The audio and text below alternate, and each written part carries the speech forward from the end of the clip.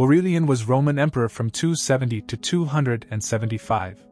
He was one of the so-called barracks emperors, chosen by the Roman army during the turbulent period known as the crisis of the 3rd century 235 to 284. Besides victories against various invading tribes, he successfully restored the Roman Empire by bringing the breakaway territories of the Gallic Empire and Palmyra back under Roman control, which earned him the title Restitutor Orbis, Restorer of the World. In order to defend Rome, he ordered the construction of the Aurelian walls around the city, many parts of which are remarkably well preserved thanks to their continued use as defensive structures well into the 19th century. Rise to power. Lucius Domitius Aurelianus was born on September 9, 214 or 215 in either Serdica or Sirmium in the province of Moesia. We know little of his early life, except that he was of modest origins, his father being a colonist to a senator named Aurelius. He had a successful career during the reign of Gallienus 253 to 268, but despite a flourishing career under that emperor, Aurelian nevertheless was part of the conspiracy that eventually assassinated him. With the accession of the usurper Claudius II immediately thereafter, Aurelian was made commander dux of the cavalry. Despite successes against the various barbarian invaders such as the Goths, Vandals, and 꽍ᴜʀ on the Danube frontier, Claudius' reign was cut short when he succumbed to the plague which had broken out in 270.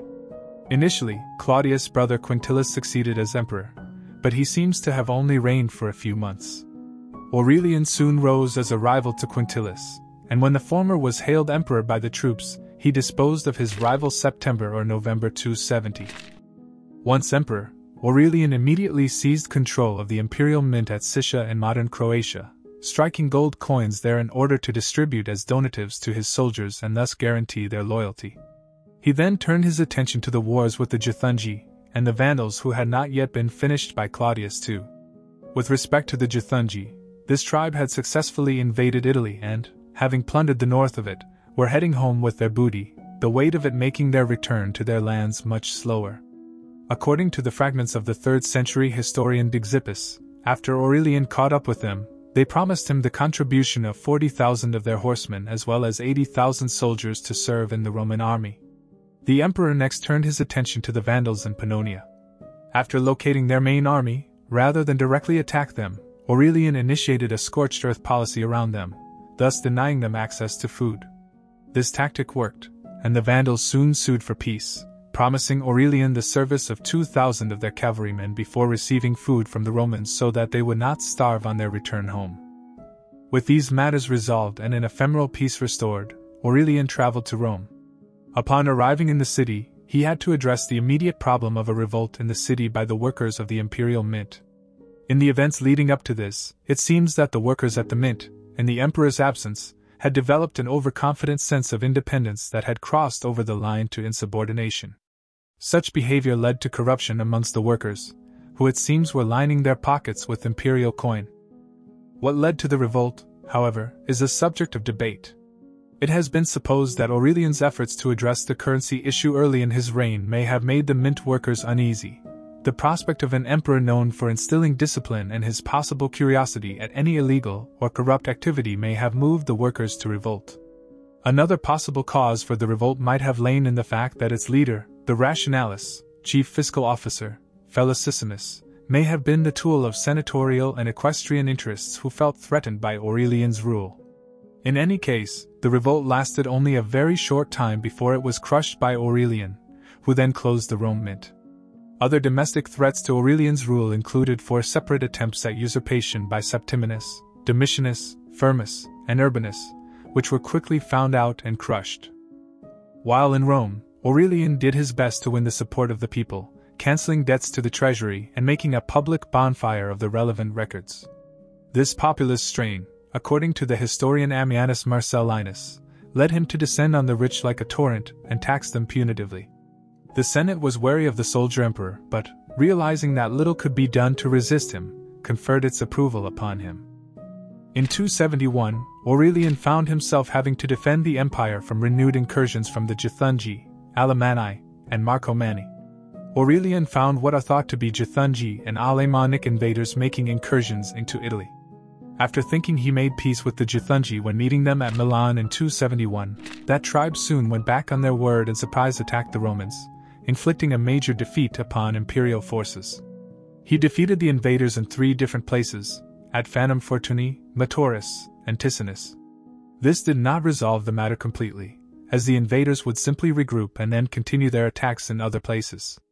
The best Aurelian could do was to anticipate enemy movements, find and defeat them in battle, and run the remainder to ground. Aurelian managed to do this and returned to Rome, possibly knowing that his victories had only provided a brief respite. Upon returning to Rome, Aurelian proclaimed a German victory but knew that this did not allay the fears of the city's inhabitants of a renewed barbarian attack. Meeting with the Roman Senate, the emperor proposed the construction of a wall around the city for its defense. Civilian workers were mobilized to perform this task, and a wall was built to defend the city, 6.5 meters in height and just under 19 kilometers in length. He followed this action with a march to the Balkans with his army, defeating Gothic forces in the area and killing Cannabods, their leader. Despite this victory, Aurelian realized that the province of Dacia across the Danube was too hard and too expensive to defend, and organized the evacuation of the province's inhabitants back across the river, resettling them in the new province of Dacia Aureliana, partly carved out of the old Mosian province. Aurelian's next move was against the breakaway empire of Palmyra that had wrested much of the empire's eastern possessions away from imperial control and into the hands of Palmyra's queen Zenobia and her underage son Vabalithus. Aurelian began his campaign against Palmyra in 272, and marched through Asia Minor, reclaiming it for Rome and meeting with little resistance.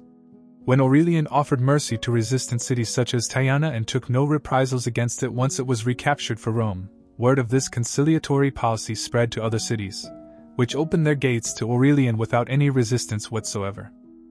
Aurelian followed up these peaceful victories with military ones, defeating Zenobia's forces at the Battle of Imi and at Emesa. Within 6 months of the beginning of his campaign, Aurelian and his army stood at the gates of Palmyra, which surrendered. Zenobia tried to flee with her son to the Sasanian Persian Empire, but they were soon captured and made to walk the streets of Rome in the triumph that Aurelian eventually celebrated. Aurelian marched back westward, defeating the Carpi on the Danube. Palmyra tried to revolt shortly thereafter, which obliged Aurelian to return east and sack that city in 273. Palmyra never regained the power or influence it previously enjoyed after this time.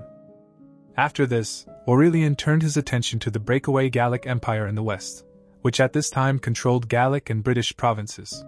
He defeated these rebels at the Battle of the Catalaunian Fields, causing the Gallic Emperor Tetricus to desert his own forces and sue for peace. Aurelian granted Tetricus mercy, and the erstwhile rebel marched with Zenobia in Aurelian's triumph, which celebrated the reintegration of the Gallic and Palmyrene empires back into the Roman sphere of control. Aurelian proclaimed himself Restitutor Orbis to celebrate this occasion. Aurelian is known for promoting the worship of Invictus Sol, creating an official priesthood as well as building a temple to that deity on the Campus Martius with this aim in mind. Although Aurelian did not aim to diminish the role of the traditional Roman state gods in enacting these measures, he hoped to use Invictus Sol as a way of making steps towards a degree of religious unity within the empire.